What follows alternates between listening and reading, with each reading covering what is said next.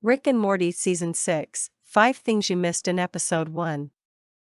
In seasons past, Rick and Morty has been coy about its backstory. Not Season 6. Solarix started off this season with an action-packed episode that included everything from our Rick's original home to whether or not Jerry was really swapped for another model while at Jerryboree.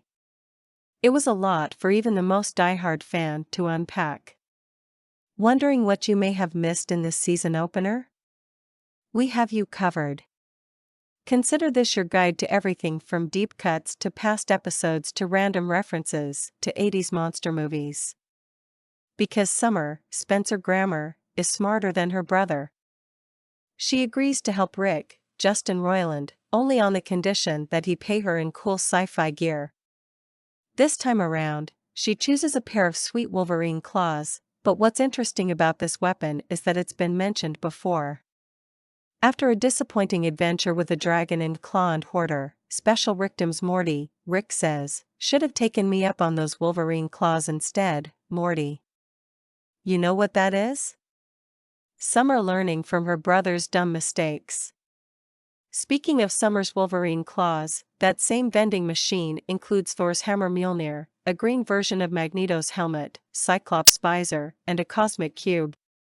That means if Summer completes enough adventures, she can potentially have the power to wield thunder, use telekinesis, shoot lasers from her eyes, and contain things then use their power.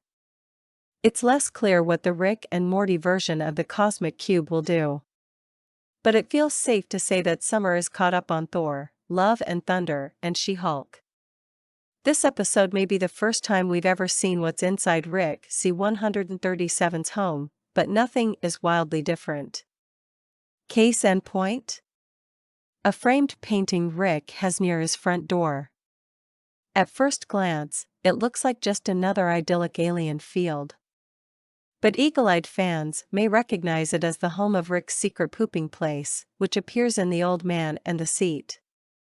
While trying to reset his portal fluid, Rick accidentally resets all interdimensional travelers, forcing the Rick, Morty, and Jerry, Chris Parnell, we know and love to return to their original universes.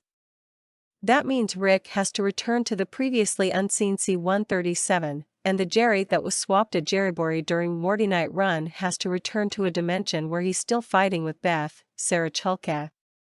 Yet the biggest question about this return to form has to do with Morty. We know that our Morty came from a universe that he and Rick Cronenberg ed in Rick Potion number 9. But when he returns to his dimension in Solarix, he only finds an apocalyptic version of his dad. After some prodding, Morty learns that his mom and sister died after being frozen to death thanks to him. As shocking as this moment is, it shouldn't be. Rick and Morty already showed us the moment that would lead to Apocalypse Beth and Summer's deaths. In the Rick Shank Redemption, Summer and Morty dig up the corpses of that dimension's original Rick and Morty and use dead Rick's portal gun to travel to Morty's Cronenberg home.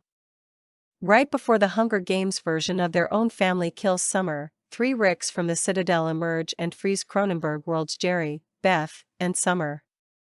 So, yeah, Morty is responsible for his mom and sister horrifically freezing to death. And he did call them backwoods savage morons. Before their doom.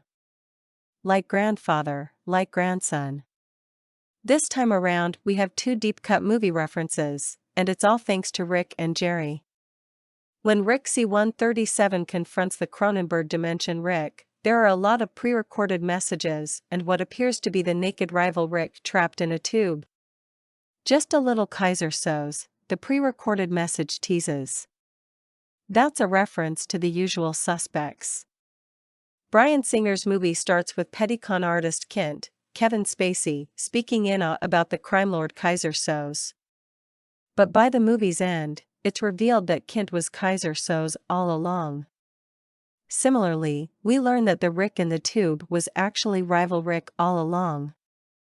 Then there's Season 2 era Jerry. At the end of Solaris, our version of the family returns to find their original Jerry in a huff because Rick has stored another boogens in the house.